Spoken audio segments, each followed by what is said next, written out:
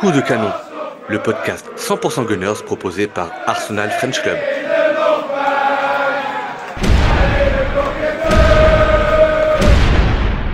Salut tout le monde et bienvenue dans un nouvel épisode de Coup de canon.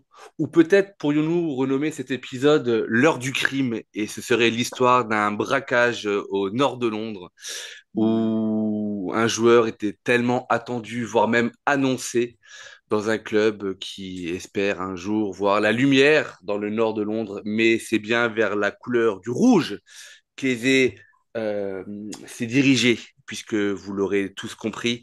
Aujourd'hui, nous allons parler du transfert de Eze de Crystal Palace vers Arsenal dans une semaine qui a été relativement assez folle, messieurs, et pour m'accompagner, plus le seul, mais qui restera l'unique, mon ami Louis. Salut Louis. Salut Raoul, salut tout le monde. Et puis un petit nouveau qui se plaît dans l'équipe podcast. Salut Julien. Salut Raoul, peut-être plus si nouveau que ça du coup. Pardon? Peut-être plus si nouveau que ça dans les podcasts, à force. Non, mais le petit nouveau de l'assaut, ça reste ta C'est première vrai, année, donc c'est vrai. tu restes un rookie. Absolument. Messieurs, comme je l'ai annoncé, on va parler du transfert et du recrutement d'Eze à Arsenal. Euh, on a vécu une semaine, en tout cas, j'ai vécu une semaine assez folle, je dois l'avouer, puisque entre l'annonce officielle de la revalorisation de Trossard, qui m'a sensiblement énervé, puis l'annonce le mercredi midi de la blessure d'Averse, sachant qu'on enregistre aujourd'hui, on est samedi matin, et que depuis mercredi, on sait qu'il est blessé, mais on sait toujours pas ce qu'il a, et on connaît toujours pas la durée de la disponibilité. Et là, on se dit, OK, bon, la revalorisation, elle arrive la veille, peut-être qu'ils ont attendu, Havertz est blessé, est-ce que Trossard va devenir le backup de Gyökeres? Pendant ce temps-là, on voyait des rumeurs, voire même des sources quand même relativement fiables, qui annonçaient un rapprochement, voire même plus qu'un rapprochement entre Eze et Tottenham. Donc on se dit, putain, il n'y a rien qui va. Et bim bam boum, here we go. Eze est un gunner. Donc semaine assez folle. Euh, la question que moi je me pose, messieurs, la première question que je me pose, c'est est-ce que vous pensez, parce qu'on n'aura jamais la réponse absolue, mais est-ce que vous pensez vraiment que le recrutement d'Eze, si soudain soit-il, est la conséquence directe de la blessure d'Avertz, alors que moi j'ai un doute parce que c'est pas forcément les mêmes postes, ou est-ce que vous pensez que c'est vraiment un dossier travaillé, alors oui certes qui a été travaillé depuis un certain temps, mais qu'est-ce qui aurait fait selon vous ce revirement de situation? Qui commence? Vas-y Julien. Tiens Je vais Julien, la en rouge patate quand même, hein. chaude. Merci Louis. La conséquence directe, c'est dur à dire. Tu l'as dit un peu, c'est un jeu à plusieurs bandes qu'on a eu cette semaine. D'abord la blessure d'Avert qui pousse la question de comment on fait pour le deuxième attaquant avec Gyökeres, sachant que Gabriel Jesus n'est plus du tout dans l'équation. A priori, en première lecture, on peut se dire que c'est Trossard ou Merino qui peuvent faire l'intérim en attendant le retour d'Havertz, ce qui avait été un petit peu le cas l'année dernière. Mais dans ce cas, Trossard, qui était le backup à gauche préféré d'Arteta pour pallier à Martinelli, il manque quelqu'un. Et dans ce cas-là, qui on peut aller chercher? Eze arrive du chapeau. Est-ce que ça a un lien de cause à effet? C'est dur à dire là comme ça. Parce que Eze, on en parle quand même depuis un petit moment. Arsenal, c'était une des premières cibles au mercato. Peut-être que l'enchaînement blessure d'Avertz et besoin tout de suite avec les gros matchs de ce début de saison ont fait qu'Arsenal a bougé très très vite pour conclure ce dossier. Louis. Ton avis Euh, là-dessus? Mon avis, c'est qu'effectivement, je pense que la blessure d'Avert, ça a dû accélérer les choses, mais pour autant, je ne pense pas que ça soit une conséquence directe, puisque la prolongation de Trossard, enfin pas la prolongation, la revalorisation, pardon, de Trossard était prévue depuis maintenant quelques semaines, quelques mois depuis la fin de saison dernière, et que effectivement le dossier Eze est quand même en discussion. On sait maintenant qu'il était en discussion depuis plusieurs semaines. Donc je pense qu'effectivement la blessure d'Avert a dû accélérer les choses, mais une conséquence directe, je ne pense pas, puisque comme tu l'as dit Raoul, s'il y avait dû y avoir une conséquence directe, on aurait plutôt pris un numéro 9 plutôt Hmm. que Ebechiri Eze. Je pense plutôt que le board Arteta et Berta ne voulaient pas se retrouver dans la même situation que la saison dernière, qui ne voulaient pas prendre le risque de se retrouver court en option. Donc, ils ont décidé peut-être de se mettre dans le rouge au niveau du fair play financier, parce qu'on sait depuis ces dernières semaines que Arsenal a un grand besoin de vente aussi pour équilibrer les ventes. Et je pense qu'avec la blessure d'Avert, ils ont pris le risque de dire, OK, on va se mettre dans le rouge, on y va, mais on avance sur le dossier parce qu'on a la capacité de le faire, parce que Eze veut nous rejoindre et qu'on a besoin un peu aussi de se blinder offensivement avec la blessure d'Avert. Je pense que c'est surtout ça. Ouais. Pour préciser ce que tu disais, Louis, sur le fair play financier, si j'ai bien tout compris, hein, vous m'arrêtez si j'ai dit une bêtise, mais c'était David Orstein qui avait dit ça, que en gros Arsenal était dans les clous au niveau du fair play financier anglais, il pouvait encore dépenser, et par rapport au fair play financier européen, en fait, Arsenal était déjà à la limite et il fallait des ventes pour faire une nouvelle acquisition qui arrive, donc comme tu le dis, oui, c'est vrai que le club prend des risques là. C'est un peu ce qui a été surprenant avec le dossier Edzek, la rapidité. De un, ça a été très rapide. Et de deux, ça faisait quand même plusieurs semaines qu'on lisait OK, on veut avancer, mais par contre, on a besoin de vendre parce qu'il faut aussi faire entrer des sous dans les caisses. Les Kroenke ont dit il y a quelques semaines qu'ils voulaient aussi se rapprocher d'un modèle d'un club autosuffisant. Donc, il n'y a pas 36 façons d'être autosuffisant dans le football. Hein. J'apprends rien à personne, c'est que faut savoir équilibrer les comptes quand il faut. Donc, on était plutôt dans une optique de dire, OK, on va attendre de voir ce qui va arriver à Fabio Vera, on va attendre de voir ce qui va arriver à Nelson, on va attendre de voir ce qui va arriver à Sambi, on va attendre de voir ce qui va arriver à Kivior pour voir comment on peut avancer ensuite. Donc, c'est vrai que ça a été très soudain de un, parce qu'on lisait que Eddie était quand même très proche de Tottenham, et de deux, parce qu'on lisait qu'Arsenal, bah, pour le moment, temporisait un petit peu vis-à-vis du fair play financier. Donc, c'est vrai que, comme Julien a dit, c'était un coup à plusieurs bandes, et c'est vrai que ça a été très rapide et très surprenant parce qu'on sent vraiment que il y a un moment, il y a eu le board qui a appuyé sur le bouton vert en disant OK, on a besoin de vendre, mais tant pis, on prend le risque. Ce qui fait quand même poser la question, c'est, on le disait en début de mercato, donc là, alors c'est une théorie, hein, mais je pense que du coup, le club a pris le risque de faire Eze financièrement parlant par rapport au fair play financier. Peut-être que ça veut dire qu'on avance aussi dans le bon sens au niveau des ventes. Je pense aussi par exemple à Kivior ou par exemple à Nelson. Peut-être qu'on se dit, voilà, ok, on a mis le feu vert sur Eze parce qu'on sait qu'il y a des ventes qui vont se rapprocher. Mais si c'est pas le cas, ça pose la question au bout d'un moment de la grosse vente qui permettrait quand même de nous donner un peu plus d'air. Je ne pense pas qu'elle va arriver ce mercato. Par contre, le mercato prochain, mercato d'été prochain, je ne serais quand même pas étonné qu'à un moment se pose quand même la question de se séparer d'une grosse valeur marchande pour pouvoir équilibrer les comptes, puisque c'est une volonté des Kroenke. Donc voilà, ça c'est une petite, faut le prendre en compte dans le cas Eze, parce que je pense vraiment qu'au niveau fair play financier, là, on a pris un beau risque. Je pense qu'il fallait prendre le risque, mais je pense que le club, financièrement parlant, est aujourd'hui à ses limites, je pense, au niveau du fair play financier. Vous parlez de chiffres, on va peut-être annoncer le montant déclaré du transfert, c'est 60 millions d'euros plus de livres, pardon, 60 millions de livres, plus 7 millions et demi de livres en bonus.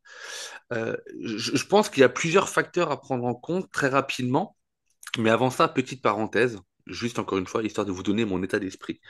Cette revalorisation de Trossard, où on lit, je crois que c'est même le club qui l'a écrit de la sorte, en disant que le salaire de Trossard était revalorisé à la hauteur de l'importance qu'il a dans l'équipe.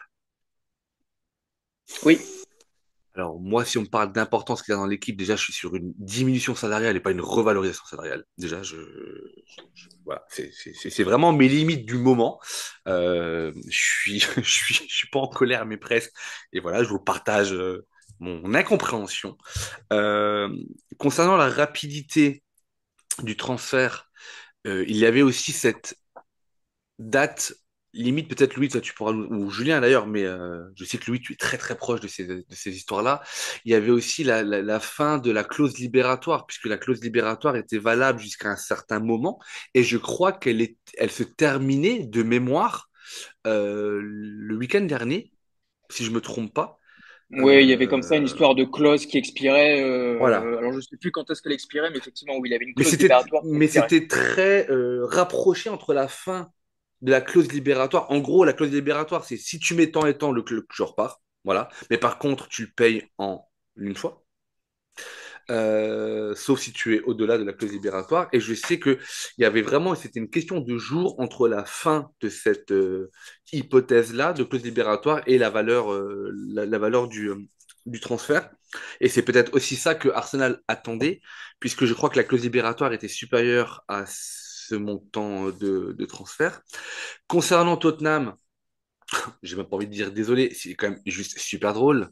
Je crois que le mercredi soir, voire même le jeudi matin, le supporter d'Arsenal s'est réveillé doublement joyeux, d'une part parce que Eze faisait partie d'une des pistes que l'on attendait depuis longtemps, et notamment sur le côté gauche, mais d'avoir mis une telle carotte aux Spurs, c'est quelque chose d'assez Et surtout incroyable. qu'en plus, surtout qu'en plus, ils étaient tout seuls hein, sur le dossier. Hein. C'est ça qui est aussi extraordinaire, c'est que C'est magnifique. vraiment.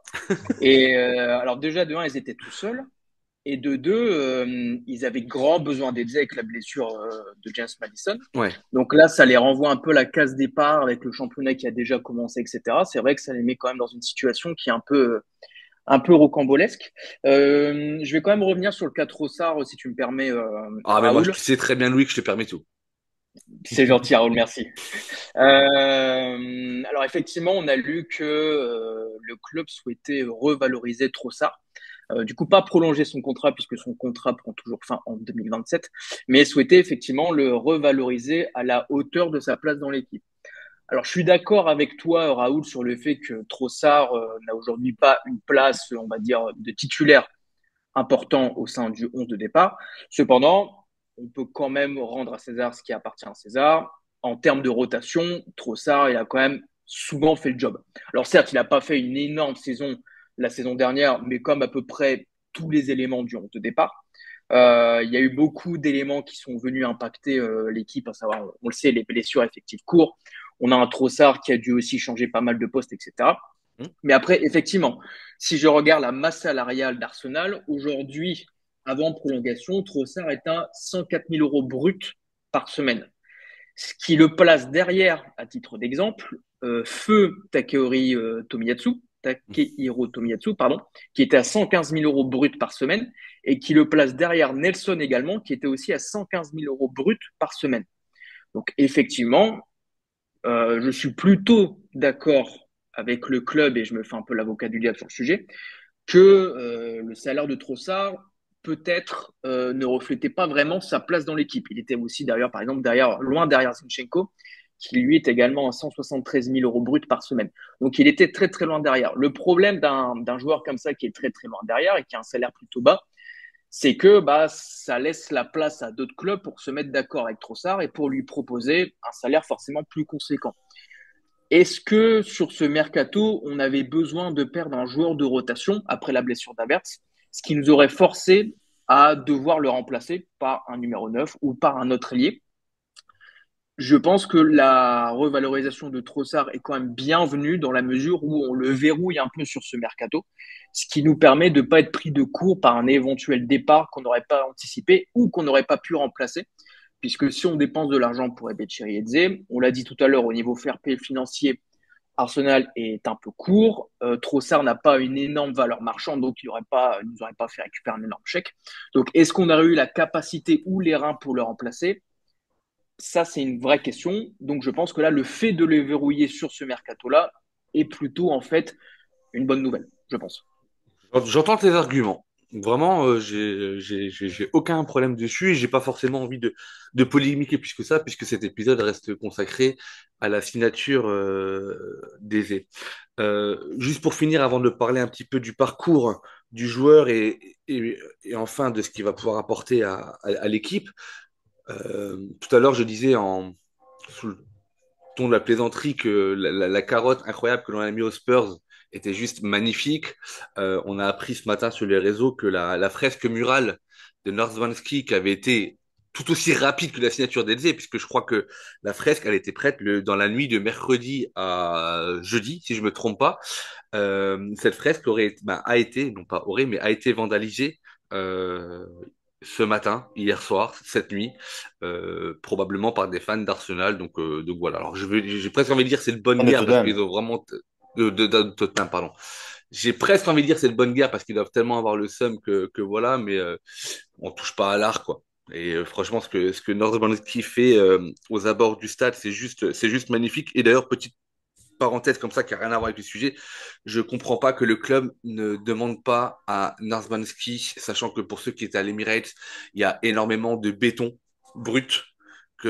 Pourquoi il ne fait pas des fresques à l'intérieur de l'Emirates quand vous montez sur les étages du stade? Je trouve que voilà, ça serait aussi bien que le club puisse créer cette proximité plutôt que l'artiste aille faire des fresques un petit peu sauvages comme ça aux abords. Enfin bref, messieurs, parlons d'Eze. Dévé, il est plus si jeune que ça, mais il est pas vieux encore. Il a 27 ans et il évolue depuis 2020 à Crystal Palace. Mais ce que certains, peu nombreux probablement, ne savent peut-être pas, c'est que Eze, c'est un enfant du club. Il a été formé alors, de mémoire entre 2008 et 2013, si je me trompe pas. Je vous jure que j'ai pas pris de notes, mais c'est ce que j'avais lu. Il a été formé à Arsenal, non conservé par le club, à sa grande déception. Mais quand on dit once a gunner, always a gunner, je crois que ça prend tout son sens aujourd'hui dans le retour d'Eze au club, puisqu'il avait très clairement annoncé que Arsenal était une destination qu'il souhaitait. Et d'ailleurs, le coach de Tottenham, il a dit à partir du moment où un joueur ne veut pas porter nos couleurs, il a dit nos magnifiques couleurs, on n'a aucun intérêt à prendre le joueur. Ce qui est vrai, ça pue quand même un peu le seum. Mais voilà, donc qui me parle un petit peu d'Aizé, qui il est, où est-ce qu'il évolue, son parcours, qui a envie. Bon, allez, Bah oui. Julien, je te sens chaud sur le. Non, c'est Ah, à moi, toi, c'est moi Julien. j'y vais Moi, encore? Allez, c'est moi j'y vais encore. j'ai beaucoup parlé sur Trossard, etc. J'ai fait l'avocat du diable, donc maintenant, c'est à toi de prendre la parole. Bah, Eze, c'est un joueur qu'on commence maintenant à pas mal connaître en première ligue. Tu l'as dit, il a joué à Crystal Palace pendant quelques saisons et ça fait 2 ans maintenant qu'il crève un peu l'écran en première ligue. Déjà, on pensait qu'il pourrait partir l'année dernière. Finalement, il est resté à Palace et il fait sûrement la meilleure saison de sa carrière l'année dernière où il emmène Palace à son premier titre avec la FA Cup. C'est un joueur qui est plutôt dans un rôle de milieu offensif, un espèce de 10 soutien de l'attaquant qui peut déborder un petit peu sur le côté gauche. C'est un joueur offensif, c'est un joueur spectaculaire, c'est un joueur qui a beaucoup de highlights, qui, tu l'as dit, est un enfant aussi de l'académie d'Arsenal dans ses jeunes années, un jeune supporter d'Arsenal. Moi, je suis plutôt hypé par ce transfert-là, par cette arrivée-là. Ça va ramener de la concurrence. On en parlait dans d'autres épisodes podcast sur le mercato. Ça va ramener de la concurrence devant. Ça ramène un autre profil aussi. Je réfléchissais avant l'émission. Je me disais, en fait, c'est un peu un espèce de combo entre Odegaard et Saka. C'est un super meneur de jeu avec une grosse technique et une belle vision de jeu. Pas au point d'Odegaard, mais il peut s'en rapprocher. Et c'est aussi un joueur qui peut dynamiter une défense, pas aussi rapide, pas aussi fort dans le 1 contre 1 que Saka, mais il peut aussi faire l'affaire et être le pendant de l'autre côté. Je pense qu'il vient pour jouer à gauche, notamment, soit en milieu offensif un peu plus à gauche, soit en ailier gauche. Mais c'est un joueur qui va nous apporter vraiment d'autres qualités et un joueur vraiment qu'on n'avait pas. Et en plus, un droitier. On n'a pas beaucoup. Ouais, ce qui est intéressant avec Edzé, c'est que c'est l'histoire d'un joueur qui n'est quand même pas un crack au départ, hein. Comme tu l'as dit, Raoul, le move, là, Arsenal se fait quand même relativement tard, on va dire à 27 ans, Mm. qui rejoint un club du top 5 de Première Ligue. Et effectivement, il a été non conservé par l'académie d'Arsenal assez jeune et il s'est un peu forgé en Championship d'abord à Fulham, je crois qu'il a fini sa formation en U18, etc. Ensuite, il a rejoint Queen's Park Rangers. Il a fait une saison en prêt à Wycombe avant de rejoindre du coup Palace en 2020. Et bon, c'est un peu avec Palace qu'il a explosé avec 40 buts en 168 matchs.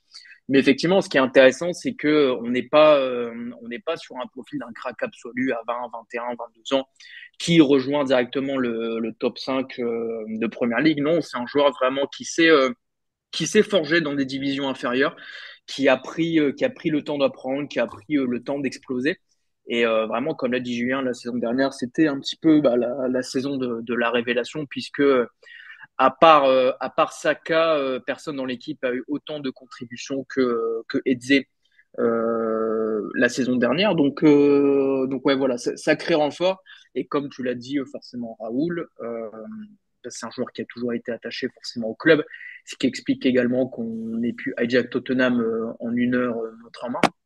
Donc c'est voilà, c'est une superbe recrue. Je pense vraiment que c'est un joueur qui connaît parfaitement la Première Ligue, qui connaît parfaitement Londres, etc.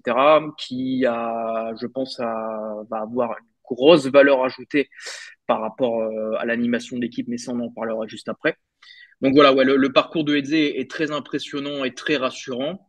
Et comme l'a dit Julien, je pense qu'on est hype et tout le monde est hype par ce transfert. Et puis international anglais aussi, on ne l'a pas dit, mais il a découvert l'équipe nationale ces dernières saisons. Bah, depuis 2018, depuis 2018, pardon, excuse-moi. Donc depuis ses 20 ans, il est international, d'abord en moins de 21 ans, avec des espoirs, et maintenant avec l'équipe Surtout avec l'équipe d'Angleterre, A, ouais, je disais, ouais, ouais. où il a fait 12 matchs pour un but marqué. Euh, pour revenir à... Pardon messieurs, mais pour revenir à Tottenham, je crois que j'aurais jamais autant parlé de Tottenham dans un épisode, mais on a quand même eu bah, si pour les plus anciens, je sais que je vous parle d'un temps que vous n'avez pas connu, messieurs, il y avait quand même eu à l'époque Sol Campbell qui était arrivé à Arsenal en provenance de Tottenham et qui a fait la carrière qu'on lui connaît.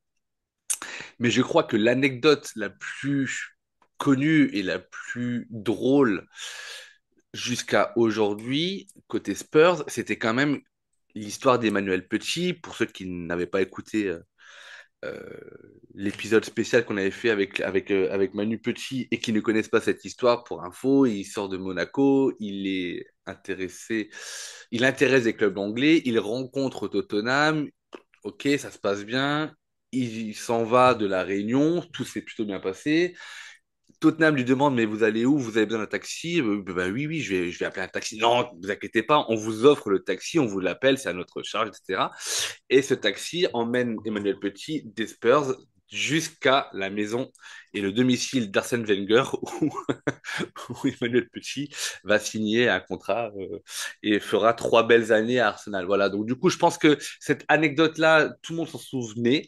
Je pense que ce move et le hold-up de Eze, on va s'en souvenir également longtemps. À lui maintenant de faire ses preuves pour que la blague ne se retourne pas, mais c'est assez risible. Euh, on va venir surtout, voilà, le point central de cet épisode et ce qui va vraiment intéresser, en tout cas, moi ce qui m'intéresse, c'est ce que va pouvoir apporter Eze dans le 11 de départ. Julien, tu as commencé à en parler. Louis, j'avais posé clairement la question, tu m'avais répondu sur Discord. Ok, Eze, il vient, mais pour jouer à quel poste? Et tout le monde semble d'accord pour que on fasse évoluer Eze plutôt sur le côté gauche. Je ne l'imagine pas du tout en backup de garde, par exemple. Est-ce qu'on est au moins d'accord pour se dire, entre nous et sur cette émission-là, que Eze va évoluer sur le côté gauche? Là-dessus, on est OK ou pas? Oui. Oui, Il y a oui, mais effectivement, Mais oui. vas-y, non, non, mais fais tomber. Parce que du coup, moi, en fait, j'ai plein d'interrogations, les mêmes d'ailleurs que j'ai à chaque recrutement. C'est quoi ton mais, Louis? Alors déjà, je vais revenir sur. Effectivement, on l'a pris pour concurrencer Martigny sur l'aile gauche.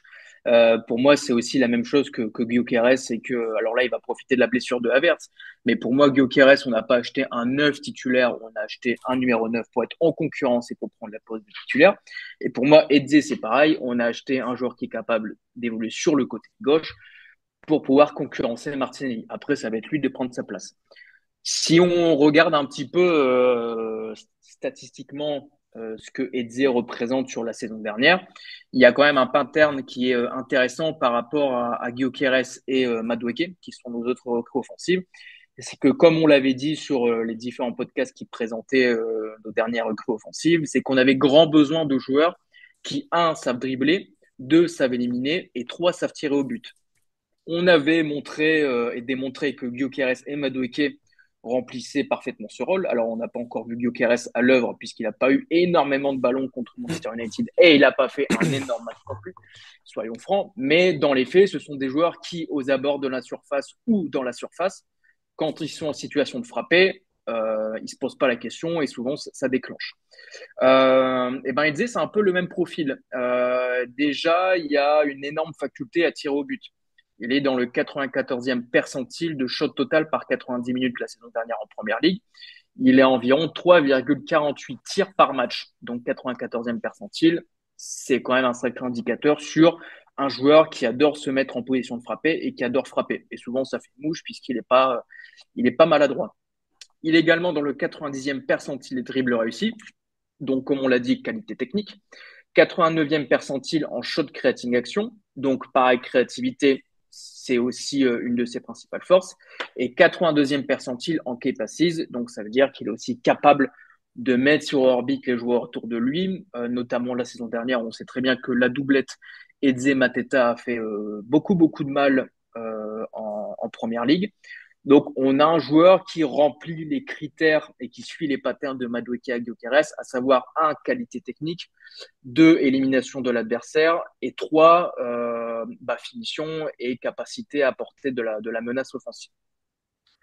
Là où je disais oui, mais c'est qu'effectivement, comme Julien l'a dit, Eze est un joueur qui, à Palace, évolue plutôt sur le côté gauche.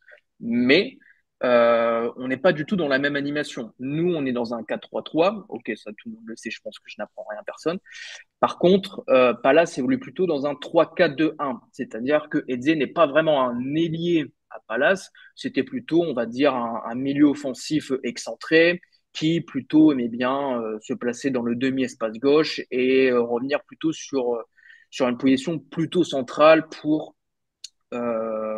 jouer, pour s'approcher de Mateta. Ce qui est radicalement différent de ce que nous, on attend de notre ailier gauche dans le 4-3-3. Si on observe les hitmaps de Martinelli et de Eze, aujourd'hui, elles ne sont pas du tout comparables et elles ne sont pas du tout ressemblantes. Donc, en termes de profil, Eze est très différent d'un Martinelli. Martinelli est aussi beaucoup plus dans la transition offensive et beaucoup plus verticale que Eze.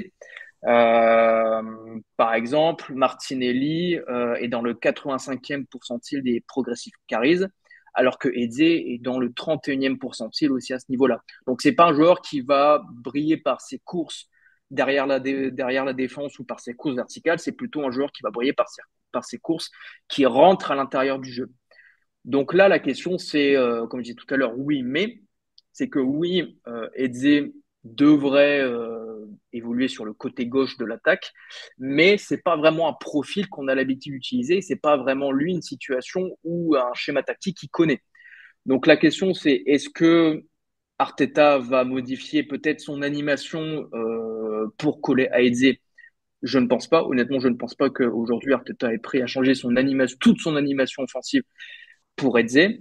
Donc, je pense que le point 2, c'est Eze va devoir s'habituer et s'adapter à notre 4-3-3. Et la question, c'est est-ce qu'il va y arriver? Est-ce qu'il va le faire? Est-ce que les courses défensives, c'est quelque chose qui va mettre dans son jeu et qui va prendre rapidement? Est-ce que le fait d'évoluer le long de ligne, c'est quelque chose aussi où il va se retrouver à l'aise ou non? Parce que c'est pas quelque chose qu'il a l'habitude à Palace. Donc voilà, il y a beaucoup quand même de questions, pas sur la pertinence du joueur, parce que je pense que tout le monde est d'accord sur le fait que Eze est un super joueur techniquement, offensivement, etc. Mais moi, la question, c'est plutôt sur la pertinence du profil. Est-ce qu'il va réussir à parfaitement s'intégrer dans notre 4-3-3? La deuxième possibilité, comme je l'a dit également, c'est qu'il intègre plutôt notre milieu à 3.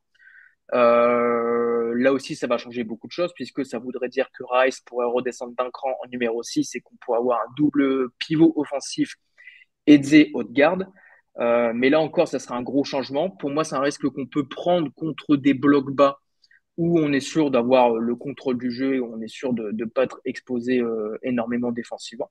C'est une chose qu'on pourrait voir aussi.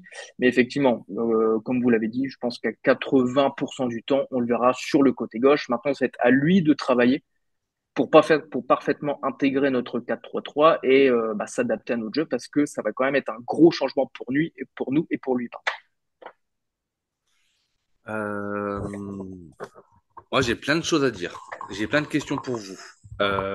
Mais Julien, peut-être que tu as envie de compléter les propos de Louis avant que, messieurs, je ne fasse appel à votre sens tactique et à votre connaissance du football pour répondre à mes questions. Je suis globalement d'accord avec tout ce qu'a dit Louis. Rajouter aussi que c'est un joueur qui a pas l'habitude encore de jouer dans un top club. Crystal Palace a fait une très belle saison l'année dernière, mais c'était la surprise de la saison, surtout en FA Cup. C'est un joueur qui a l'habitude aussi à Palace de jouer un peu plus en transition, pas avec forcément un bloc très très haut et des blocs bas à déverrouiller sur une accélération, une passe ou une frappe de loin. C'est un joueur qui a jamais joué la Ligue des Champions. Donc oui, c'est un joueur qui est hyper intéressant, mais ça reste une interrogation. Tout ce qu'a dit Louis, je suis d'accord. Et je pense que ce qui est surtout le plus important dans ce transfert, c'est que c'est un autre profil qu'on n'avait pas pour jouer sur ce côté gauche, parce que ce soit Trossard, que ce soit Martinelli ou Madueke qui a un petit peu joué depuis qu'il est arrivé. On est plus sur des ailiers qui perforent sur le 1 contre 1 et le long de la ligne de touche. Ce que je pense que Eze ne fera pas, puisque Louis l'a très bien montré. Il est plus sur un joueur qui va rentrer à l'intérieur pour amener le surnombre. Ouais. On y va pour les questions, messieurs? Vas-y. Tout ce que vous avez dit me semble très cohérent, très pertinent. Juste Merci. une chose sur ce que tu as dit, Louis, où tu disais qu'il n'est pas improbable qu'on évolue avec un double pivot Rice-Zubimendi, puis devant eux, Eze-Ødegaard.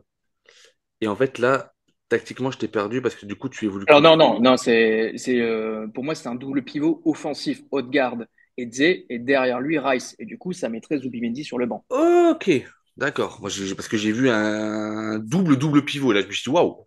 Je dis Non, là, non. ça va être très très axial et je vois plus, je vois pas le truc. Ok. Si on avait enregistré le podcast à l'heure de l'apéro, je pense que j'aurais pu le sortir, mais là, comme on est le matin, je reste encore un minimum cohérent. Ouais. Et il est le matin, mais pas trop tôt parce que comme ça, il n'y a pas les restes de la veille, tu vois. Exactement. Eh oui, C'est tactique. on est malin chez nous. Attends, faut pas déconner non plus. Alors du coup, ouais, la question, bah, les interrogations que moi j'ai, je pense sincèrement, et vous connaissez mon attachement à Martinelli, que Eze n'aura aucun problème à prendre sa place de titulaire sur le côté gauche. Maintenant, si je suis très content d'avoir le joueur, encore une fois, on parlait de problème de profondeur de banc. Je pense qu'aujourd'hui, on va avoir un problème de riche, puisque si on devait résumer en termes de doublette, doublure, profondeur de banc, pardon, et possibilités, si on prend le côté gauche, on aurait donc potentiellement Eze, Madueke, Martinelli, Trossard, si je ne me trompe pas, hein. Sur le côté droit, on a Saka, Madueke. Nwaneri, potentiellement Madueke aussi, Mhm. On pourrait aller Odegaard, même Doman, même. Doman, ouais. En neuf, on a Gyökeres, Havertz, je fais une parenthèse dessus parce qu'il est actuellement blessé, Merino, Trossard. Dans Oui. mon... Ça fait quand même beaucoup. Et là, je me repose la question sur la partie intérêt de revaloriser Trossard, ou alors peut-être, malgré l'attachement que j'ai à Martinelli, de refuser une vente de Martinelli. Ce qui, moi, m'emmerderait, mais de façon extraordinaire, parce que c'est quelqu'un auquel je suis attaché et qui a connu les années difficiles d'Arsenal et qui a participé aussi à son renouveau. Mais quand on voit que potentiellement il y a des clubs en Arabie Saoudite qui sont capables ou qui proposeraient conditionnel de mettre 80 millions, il faut vendre à ce moment-là. Parce que là, Oui, du non, mais coup, ça, je pense que les rumeurs sur Martini sont infondées et n'ont jamais été confirmées. Mais oui, après, honnêtement, s'il y a un club qui propose 80 millions d'euros pour Martini, oui, évidemment, il faut qu'on le vende, surtout, comme on disait en début d'épisode, par rapport au fair play financier, on ne peut pas se permettre de refuser. Mais je pense que non, je pense qu'il n'y a aucun club aujourd'hui, même en Arabie Saoudite, qui proposerait 80 millions d'euros pour Martinelli. Je ne pense pas. on est. Ouais. Du coup, si on. Alors, vous allez me trouver tellement négatif, mais pas du tout. Mais en fait, moi, j'ai le cerveau qui fume. Je me dis qu'on a des, on a quand même payé cette année des potentielles doublures très chères. Madueke qui vient en backup, Saka potentiellement pour être aussi à gauche. Maintenant, tu as Eze qui vient concurrencer Madueke, Martinelli, Trossard. Il y a quand même eu quatre transferts à plus de 60 millions d'euros. Zubimendi, je le mets un petit peu à part parce qu'il a un poste qui, de toute façon, clé et qu'il fallait remplacer. Mais je veux dire, on a lâché plus de 60 millions d'euros sur Madueke, Eze et Gyökeres sur des profils où tu n'es même pas un titulaire indiscutable à la base. Vous comprenez un petit peu, moi, euh, mon interrogation? Parce que voir Eze évoluer côté gauche, je suis persuadé qu'il peut le faire. Alors, c'est un droitier. On reste dans le schéma tactique d'Arteta qui aime avoir des droitiers à gauche. Par contre, je pense que, vous le disiez avant, je crois Julien et Louis, vous le disiez tous les deux, Eze avait un poste un peu plus axial à Crystal Oui, Palace. oui. Et ce qui peut être intéressant, alors là, je sais que je vais peut-être pas tout révolutionner, mais je vais en surprendre plus d'un, c'est que au lieu d'avoir un latéral gauche axial, ah, vous voyez le fameux poste inversé du latéral gauche qui rentre, il faut imaginer plutôt aiser rentrer côté gauche, côté dans l'axe, pardon, et laisser le champ à un latéral gauche qui lui va prendre l'espace. Vous voyez l'inverse du truc? Au lieu Oui, d'avoir c'est ce possible, hein. latéral gauche qui rentre dans l'axe pour créer le surnombre et libérer de l'espace côté gauche, en fait, moi, ce qui m'intéresse, là, je me dis, putain, sur un schéma tactique comme ça, tu as un aisé qui rentre un peu plus dans l'axe. De toute façon, tu as Rice qui est en 8, tu as Eudegaard qui est quand même très axé sur le côté droit, tu vois. Et je me dis, en fait, je m'imagine que potentiellement, tu peux avoir en phase offensive un binôme Saka-Eudegaard très à droite. Tu peux avoir Eze qui rentre de façon très axiale pour avoir un Rice qui va aller chercher plutôt le côté gauche. Ou inversement, Eze qui va rentrer un peu plus dans l'axe et laisser tout l'axe à Rice pour aller percuter, aller chercher la profondeur. Donc, tactiquement parlant, je trouve que les solutions sont super intéressantes. Vraiment. Maintenant, est-ce que du coup, en réfléchissant à ça, est-ce que ça ne favorise pas un latéral gauche plutôt qu'un autre, si vous voyez où je veux en venir. Euh, donc du coup, ça c'est ma question tactique. Qu'est-ce que vous pensez de cet ajustement-là? Et après, moi, c'est surtout le côté quid des recrues à 60 millions qui vont faire banquette. Moi, j'ai un vrai problème avec ça. Mais c'est très con, hein, mais c'est mon âge avancé. Louis, tu sais, c'est les traditions, les valeurs. L'expérience, Raoul. Mais ouais, en fait, Madueke, du coup, je vois plus du tout le sens de ce transfert-là, par exemple, tu vois. À part la Non, mais profondeur de banc, mais. Mais voilà, mais Ce qui est intéressant, c'est que sur les dernières semaines, on a appris un peu plus comment travaille Bertha. À savoir que Bertha n'a sous pas coke. une liste de.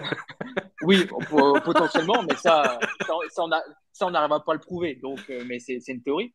Mais on sait un peu plus comment il travaille, à savoir que la différence avec Edu, c'est qu'il n'y a pas une liste de joueurs titulaires et il n'y a pas une liste de joueurs backup.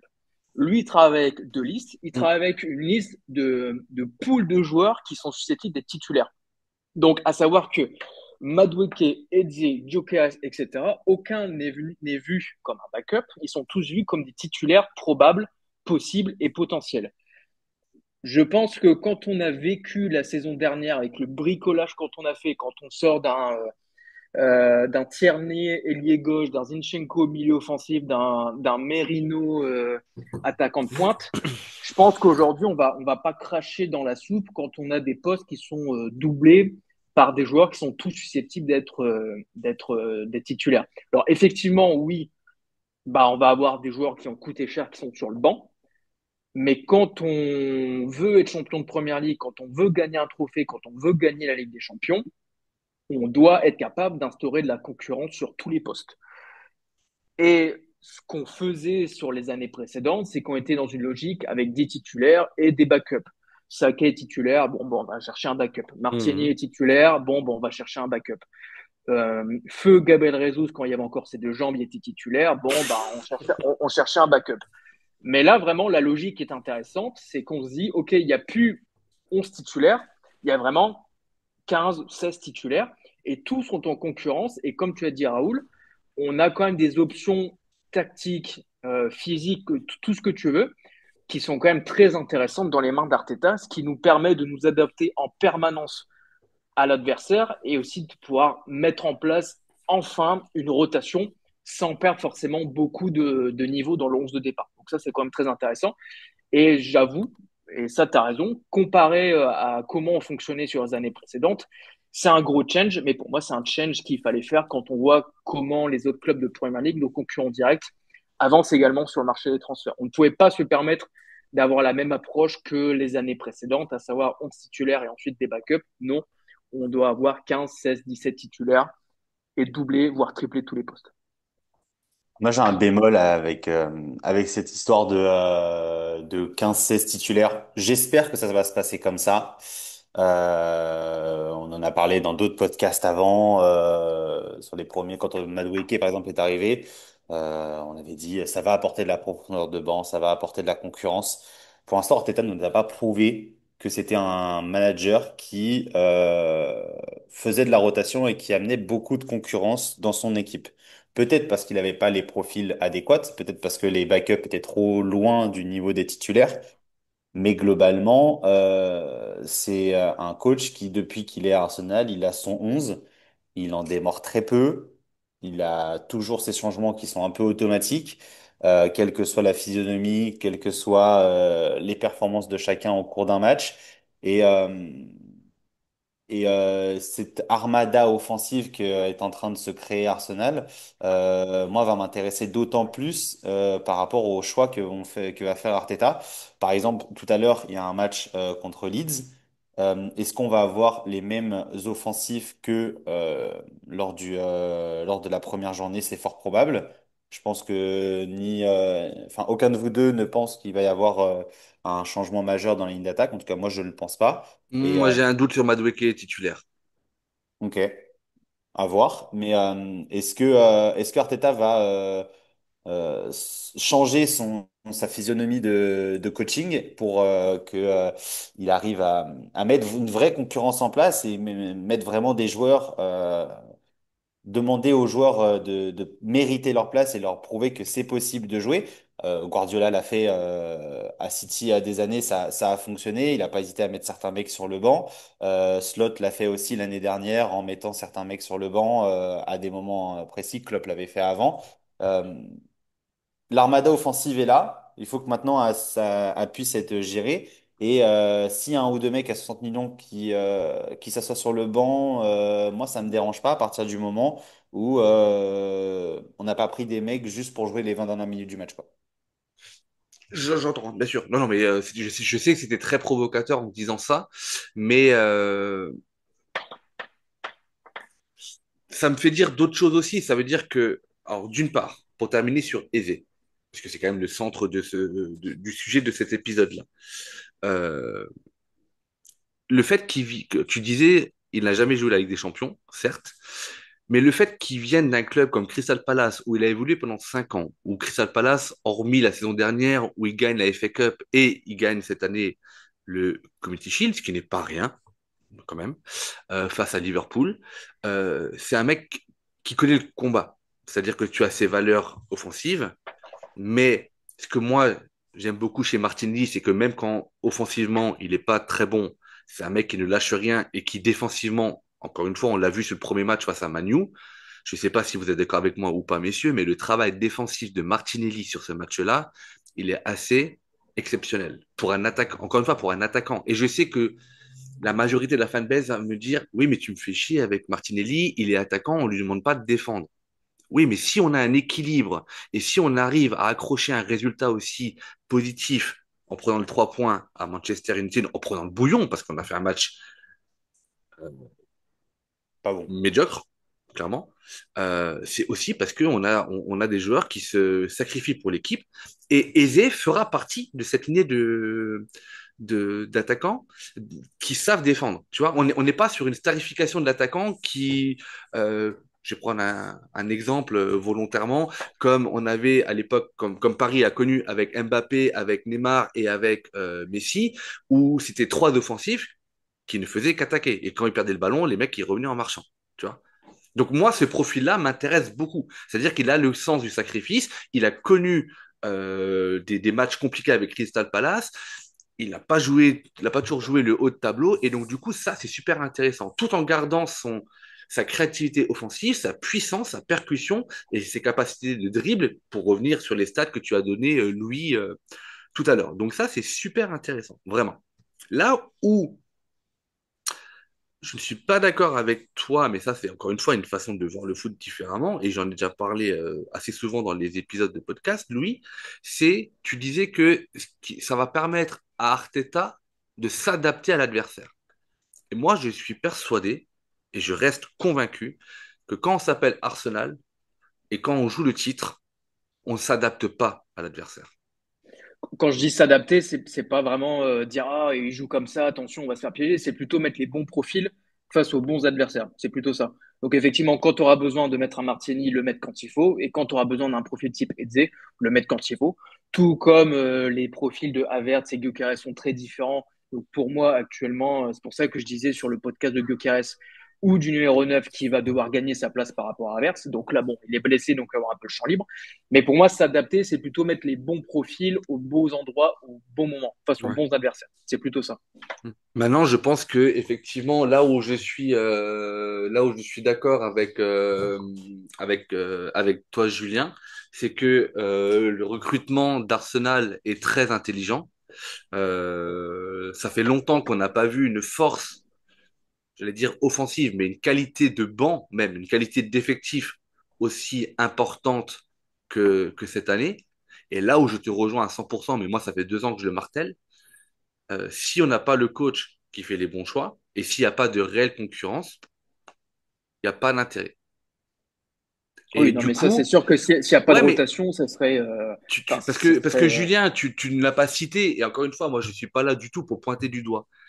Mais si Saka, par exemple, fait 3 matchs d'affilée au niveau qu'il a montré contre Manchester United, Starboy, enfant du club qu'il est, pour moi, il y a un moment donné où on doit avoir un coach qui doit faire des choix forts et qui doit, à un moment donné, aussi le mettre sur le banc en disant, t'as beau t'appeler Saka, et je parle de Saka, mais je peux parler de n'importe qui d'autre, hein, eh ben, tu n'es pas performant, va faire un tour sur le banc. Mais est-ce que aujourd'hui, et c'était là le dernier thème que je voulais aborder avec vous, est-ce que aujourd'hui Arteta en est capable? Je ne sais pas. Je ne vais pas dire que j'en doute, mais je ne sais pas. Mais la vraie question que je veux vous poser, alors on n'est que le 23 août, le marché des transferts se termine dans une semaine. Je crois que c'est le 31, voire en Angleterre, je crois même que c'est le 1er septembre, à vérifier. Mais en tout cas, au niveau européen, c'est le 31 août. Donc, à cette fameuse nuit du 31 août où c'est super intéressant de regarder l'équipe TV parce que tu vois tous les derniers transferts qui se font, etc. Est-ce que d'après vous, à l'heure actuelle, en termes d'arrivée, Eze marquerait, sauf vraiment opportunité de dernière minute, la fin du mercato d'Arsenal? D'une part, ça c'est ma première question. Mais la vraie question que sur laquelle j'ai envie de vous entendre, messieurs, c'est est-ce que avec le recrutement fait cette année, est-ce que clairement Arteta a le droit à l'erreur cette année? Je vous la pose, mais alors je me la pose. Je pense arriver avec une réponse toute faite.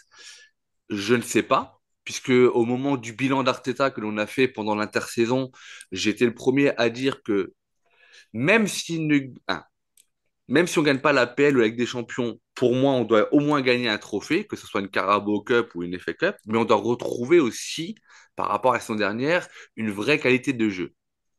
Voilà. Donc moi, la question que je vous pose, messieurs, les questions que je vous pose, c'est est-ce que d'après vous, le mercato d'Arsenal est terminé au niveau des arrivées? Et surtout, Arteta a-t-il droit à l'erreur cette année? La parole est à vous, messieurs. Allez, Hmm. Julien, la patate chaude. Ouais, j'y vais. Julien, Je il s'en m'étais fout, lui, il y préparé. va, Je vas-y. m'étais préparé.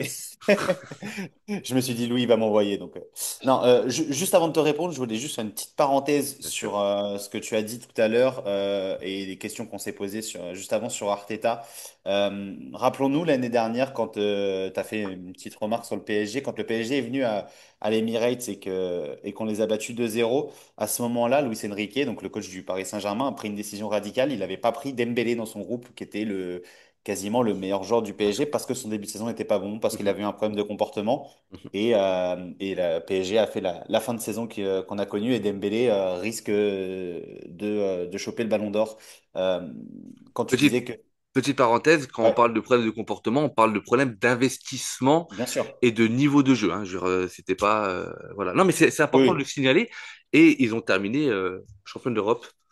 T'as raison de faire la précision et je te rejoins totalement. C'est vrai que je l'ai pas cité, mais si Saka ne performe pas sur les 3 prochains matchs, par exemple, on a un match très important qui arrive euh, dans une semaine contre Liverpool. Ah, déjà ce Imaginons soir, hein, c'est très important parce que Leeds, déjà Leeds, ça aujourd'hui, va pas être évident. Moi, j'ai vu le déjà, match de Leeds la semaine dernière. Euh, Ouais, Everton, ils se sont fait laver, hein. Bah, non seulement, excuse-moi, Julien, pardon, je te oh bah recoupe, hein, si. mais non seulement Everton s'est fait secouer, mais en plus de ça, Leeds, qui est un promu, menant 1-0, ils ne sont pas dit on va derrière et on tient le score. Hein. Ils Non, ont non, ils ont secoué continué à jouer, ouais. Everton jusqu'au bout, quoi. Et franchement, euh, bah, alors j'ai hâte de voir comment ils vont venir chez un prétendant au titre. Est-ce qu'ils vont mettre en place un bloc bas ou est-ce qu'ils vont venir avec leurs idées? Mais attention, effectivement, l'affiche tant attendue, c'est celle de la semaine prochaine, puisque c'est vraiment entre guillemets, bah, c'est le choc de la troisième journée, hein, c'est le premier contre le deuxième, mais ne pas occulter le match de ce soir. Non, non, bien sûr. Quand je disais, imaginons qu'après Liverpool, il se rate, c'est parce que même si, entre guillemets, Saka fait un mauvais match encore aujourd'hui, je pense qu'il n'y a pas une personne qui va faire une compo contre Liverpool sans Saka à droite. Ça, j'y Mhm. crois pas.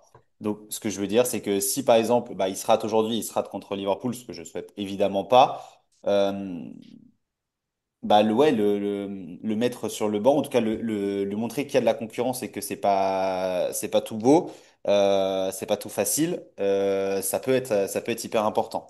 Voilà, parenthèse refermée. Est-ce que c'est la dernière arrivée du mercato d'Arsenal? Moi, je pense pas.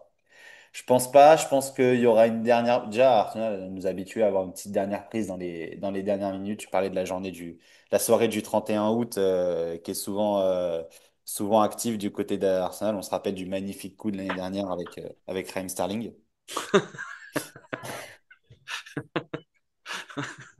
Merci qui a fait, de nous le rappeler. Non, mais blague à part, je pense que, on en a parlé au début de l'émission. Il va y avoir pas mal de départs sur cette dernière semaine de mercato. On a parlé de pas mal de ventes de joueurs qui font pas forcément partie de la rotation, ou en tout cas des plans d'Arteta. Je pense qu'il y aura une dernière arrivée, peut-être plus sur un profil défensif, à voir. Peut-être, ça me,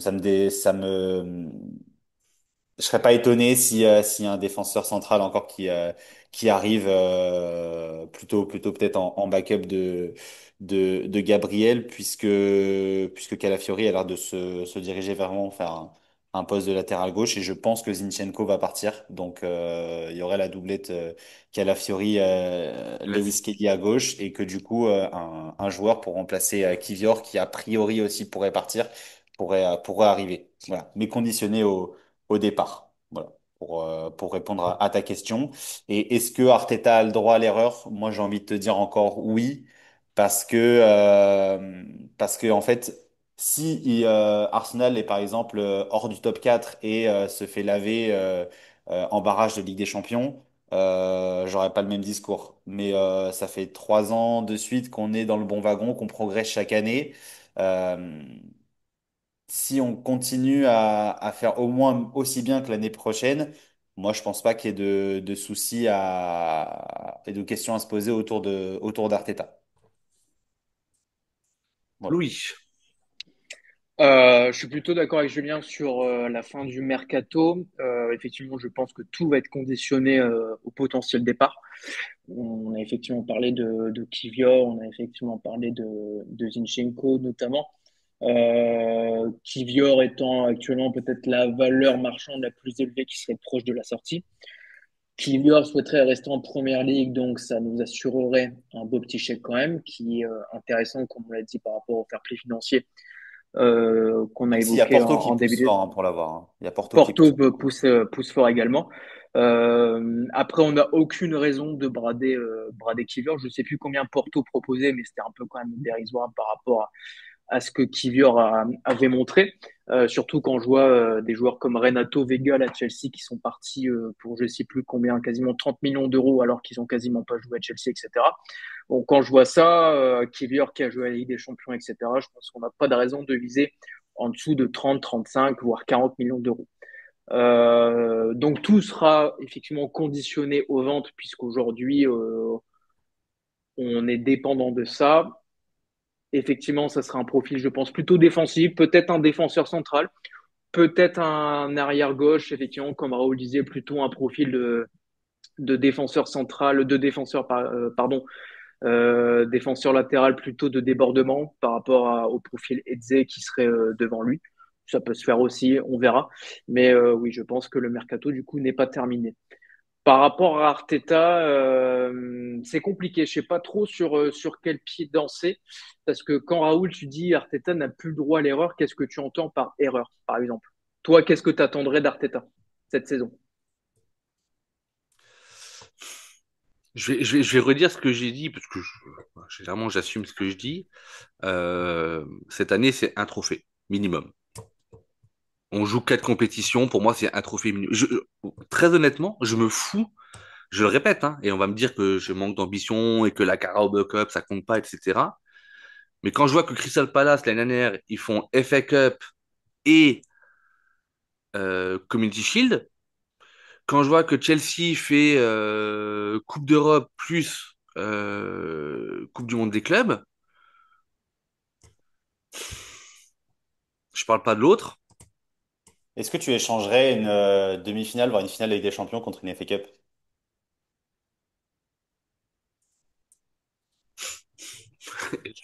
Ça va faire un C'est ce qui blanc s'est là. passé, c'est ce qui s'est passé l'année dernière, tu vois. Ça va faire un blanc dans le dans l'épisode si je réfléchis vraiment. Je sais pas, Julien. Vraiment, je sais pas. Tu vois, 2006, la finale perdue contre Barcelone, avec une finale dominée même à 10 contre 11. Même si la défaite fait mal, oui, c'était très intéressant à voir. Maintenant, j'ai presque envie de te dire que je pense qu'on ne pourra pas aller en finale de Ligue des Champions si on ne joue pas tous les tableaux. C'est-à-dire que si maintenant on est, je sais pas, je donne un exemple, hein, quatrième ou cinquième de première ligue au mois de mars avec un club qui s'est envolé en première ligue, si on est éliminé de Carabao Cup et de FA Cup, je pense qu'on n'ira pas en finale des Champions, de toute façon. Parce que il va y avoir une démobilisation, il va y avoir aussi une rotation qui va diminuer puisqu'il y aura moins de compétitions à jouer. Et je pense qu'avec un effectif comme ça, tu es obligé d'aller loin dans toutes les compétitions si tu veux vraiment avoir un turnover et faire tourner et garder tout le monde investi. Je sais pas si tu, je fais pas une réponse à l'envers, mais je ne sais pas aujourd'hui répondre à ta question parce que j'attends déjà un niveau de jeu, qu'on retrouve un niveau de jeu. Parce que l'année dernière, bah, j'ai envie de te dire que j'ai pas envie de revivre la saison dernière, quoi, en termes de qualité de jeu, tu vois. Et pourtant, je sais que je serai là sur les débriefs de matchs et que je regarderai tous les matchs. Mais à un moment donné, avec un recrutement comme ça, on s'attend à autre chose. Et en plus de ça, je pense qu'avec un directeur sportif comme Bertha, le club s'attend aussi à autre chose. Et je pense que Bertha, à un moment donné, il sera rappelé à Arteta que Arteta il a fait pas mal de sorties en disant on attend du monde, etc., qu'il a eu le recrutement qu'il souhaitait et que donc à un moment donné, tu peux plus te retrancher derrière des blessures, derrière un banc trop court, même si on ne sait pas de quoi l'avenir nous sera fait, mais voilà. J'ai pas réponse à tout. Ça peut, ça va sembler peut-être bizarre à certains. J'ai pas réponse à tout, mais pour moi, de façon générale, je vais dire qu'il faut un titre. Et après, Bah, disons que est-ce qu'une finale de Ligue des Champions vaut un trophée? J'en sais rien. Je sais pas trop. Disons qu'effectivement, par rapport à la saison dernière, est-ce que Arteta a le droit à l'erreur? Je suis comme Julien, j'ai tendance à dire oui, mais la marge est quand même beaucoup plus, ou la patience est quand même beaucoup plus faible que la saison dernière. Parce qu'effectivement, la saison dernière, quand on compare les effectifs, je pense toujours et j'assume toujours que la saison dernière, la saison qu'on fait en Première Ligue et en Ligue des Champions, c'est un petit miracle. Quand on voit les effectifs, quand on voit ce qui nous est arrivé en termes de blessures, etc.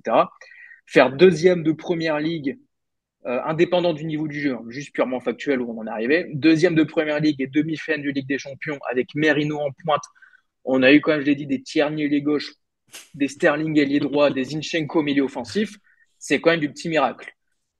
Mais effectivement, là, Arteta a quand même du matériel à sa disposition, du sacré matériel.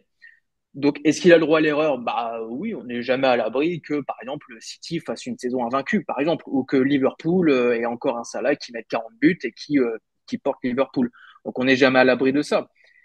Mais oui, là où je suis d'accord avec toi, Raoul, là où j'attends Arteta, c'est qu'on puisse jouer sur tous les tableaux. L'idéal, c'est effectivement qu'on aille chercher un titre, ça c'est normal. Mais effectivement, on doit jouer. Là, cette saison, avec le matériel qu'on a à disposition, est-ce qu'on a le droit à l'erreur? Oui, mais l'erreur doit quand même être très minime. Mhm. J'aurais pas la même patience à titre personnel avec l'équipe en général ou même avec Arteta cette saison par rapport à l'année dernière. Parce que là, je juge qu'au niveau matériel et qualité, on est quand même sacrément blindé. Alors, maintenant, il faut que la mayonnaise prenne avec Eze, il faut que la mayonnaise prenne avec Gyökeres, il faut que la mayonnaise prenne avec Madueke, etc. Mais quand je vois qu'on a des Eze, Madueke, Gyökeres, Zubimendi, etc., je me dis qu'on a quand même du matériel pour aller au bout sur un minimum un trophée. Et là, par contre, bah oui, c'est la responsabilité d'Arteta. C'est à lui qui a choisi ses joueurs. Eze, on en parle en début de mercato, il pousse depuis un mois pour l'avoir. Madueke, c'est son choix. Gyökeres, c'est son choix. Zubimendi, c'est son choix. Tout ça, c'est du matériel qu'il a choisi et qu'il a souhaité faire venir. Donc, est-ce qu'il a le droit à l'erreur? Comme je dis, oui. Mais on aura moins de patience, c'est clair, par rapport à la saison dernière. Ça, c'est clair. Très bien. Et bien, du coup, pour finir, messieurs, là-dessus, je vais vous poser une question très simple. Euh, Quel est le minimum syndical pour vous? Je parle de minimum, hein. Maximum, on le sait, c'est de tout gagner. Mais quel est le minimum syndical pour vous avec cet effectif dans cette première ligue, dans, en Ligue des Champions, en Carabao Cup et en FA Cup? En gros, je commence comme ça, vous voyez un petit peu où je veux en venir. Pour moi, le minimum syndical, c'est deuxième de PL. C'est le minimum. Je sais que les autres se sont renforcés, etc. Mais en deçà de la deuxième place, il y aurait une régression et voilà. Carabao Cup et FA Cup, pour moi, c'est un trophée parmi les deux. Je ne sais pas lequel. C'est un trophée et une demi. Voilà. Après, c'est comme ça que je vois la chose. Et pour moi, Ligue des Champions, le minimum syndical reste un quart. Après, on sait qu'en Ligue des Champions, tout va très vite, etc. Voilà. Messieurs, de votre côté. Elle est dure celle-là, hein. Alors, on va dire minimum pour moi minimum syndical ça veut dire c'est vraiment on sauve les meubles. Vraiment c'est Hum, naze mais au moins les meubles sont sauvés. Bah du coup pour moi si on part du principe que les meubles sont sauvés ça serait en Première Ligue qualification Ligue des Champions. ok, Ça serait une finale de Coupe continentale, ok. FA Cup ou League Mhm. Cup et ouais minimum quart de finale Ligue des Champions. Pour moi ça serait minimum syndical saison meubles sauvés on va dire. Ok. Donc, du coup, en résumant, si Arsenal, je reprends tes termes, hein, si Arsenal finit, parce que je crois que le cinquième, il est qualifié en PL, on va dire, Oui. finit quatrième, voire cinquième de PL, fait un quart de finale des Champions, et en finale de la FA Cup ou Carabao Cup, et éliminé prématurément ou pas dans l'autre coupe, Arteta sauve les meubles. C'est comme ça que je le résume, hein. Oui, pour moi, ça serait vraiment le strict minimum du minimum. Donc, ça serait pas l'objectif, mais ça serait, voilà, les meubles sont sauvés, on va dire. Et c'est le minimum que j'attends de l'équipe. Ok. C'est la marge d'erreur qu'on disait tout à l'heure un peu, quoi. Julien, de ton côté, Exactement. Euh, le maintien en première ligue? Non, non, parler du minimum syndical, je rejoindrais un petit peu Louis, même si évidemment ça serait déceptif de régresser sur une des deux compétitions phares qui est la Première Ligue ou la Ligue des Champions. Ah oui, Euh, je précise bien que je serais évidemment très déçu qu'on soit dans ce minimum syndical, hein. Je vais c'est pas dire, ça. ah super, on a sauvé les meubles. Non, évidemment, je serais très déçu en colère, mais ça serait le minimum du minimum du minimum Ah, syndical. ok. Mais oui, je serais d'accord avec Louis pour à peu près ces points-là. Je rajouterais quand même que le minimum, c'est que on continue à montrer que on est sur la bonne voie c'est-à-dire dans les confrontations contre les gros, qu'on continue à montrer on est capable de rivaliser, même si on perd un ou deux matchs, parce que si on finit quatrième de Premier League, c'est qu'on n'aura pas gagné tous les matchs, évidemment. Et de montrer que malgré quelques circonstances possiblement atténuantes sur cette non-performance, on reste sur la bonne voie et on retrouve un style de jeu qui fait plaisir. Eh bien, messieurs, j'ai hâte. Je ne vais pas dire que la saison se lance puisqu'elle est lancée depuis la semaine dernière, mais j'ai hâte de voir où va nous emmener Mikel Arteta avec son effectif taillé XXL. On verra bien et puis on va commencer déjà par regarder le match de ce soir face à Leeds. Alors du coup, au moment où l'enregistrement sera publié, le match sera déjà passé. Il y aura également le débrief du match à écouter, notamment avec Nico, avec Mechad, avec Bastien, puisque moi je ne pourrai pas assurer le débrief ni même voir le match. Je vous remercie messieurs de cette qualité d'intervention un samedi matin. Je vous souhaite une bonne journée, un bon week-end et puis un bon match en espérant que voilà, on voit déjà de belles choses face à Leeds et qu'il faut absolument assurer les 3 points puisque lundi il y a déjà un premier choc, un choc. Il y a un Newcastle Arsenal qui va il y a Newcastle Liverpool pardon qui Liverpool. va se jouer et qu'il y a peut-être possibilité aussi que certaines équipes perdent des points donc à nous d'en engranger un maximum. Julien, Il y a un City Louis, Tottenham aussi aujourd'hui. pardon? Il y a un City Tottenham aussi aujourd'hui. Ouais, il y a City contre un ouais. Oui, l'affiche semble belle. Les Voilà, équipes de Ligue des Champions quand même. c'est vrai. C'est vrai, ouais. On Et, ra- et, regardera rappel- ça de très près. et Euh, rappelons-le vite fait, c'est un Tottenham sans Ebechiriadze du coup, puisque rappelons-le, il a choisi de rejoindre Arsenal plutôt que Tottenham alors qu'ils étaient tout seuls sur le dossier, ce qui est quand même une bonne piqûre de rappel. C'était le magnifique mot de la fin. Merci, messieurs. Je vous embrasse et Common Gunners. Ciao, ciao! just would like to finish by one simple word. I will miss you. Thank you all for being such an important part of my life, and hope to see you soon. Well done. Bye bye.